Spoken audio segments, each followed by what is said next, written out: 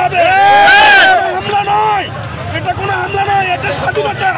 আমরা আমাদের হারানো স্বাধীনতাকে আমরা ফ্যাসিবাদের যে দুর্গম এখানে থেকে সারা বাংলাদেশের উপর যে শোষণ নির্যাতন নিপীড়ন মানুষের উপর যে হত্যাচকর অর্ডারগুলি এখান থেকে আসছিল সেই দুর্গম আমরা আজকে বিজয় অর্জন করে নিয়েছি।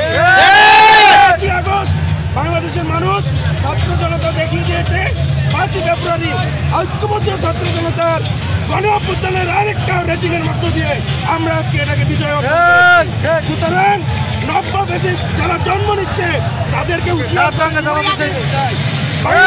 ফ্যাসিবাদের জন্ম এই দেশে আমরা স্বাধীনতার যুদ্ধের ঘোষণা করবো। আমরা প্রয়োজনে নব্য ফ্যাসিস্টের বিরুদ্ধে ঘোষণা করবো। নতুন কোনো ফ্যাসিবাদের জন্য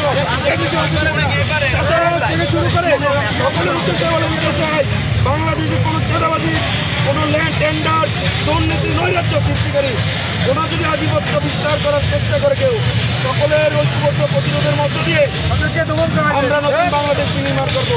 নতুন প্রজন্মে জাগ্রত হয়েছে, এই প্রজন্মকে কেউ হারিয়ে হারাতে পারবে না, কেউ এই প্রজন্মকে হারিয়ে দিতে পারবে না। আমরা জেগে উঠেছি, আমরা এই প্রজন্ম দেখিয়ে দিব যে বিপ্লবীরা কখনো পরাজয় বরণ করতে পারে।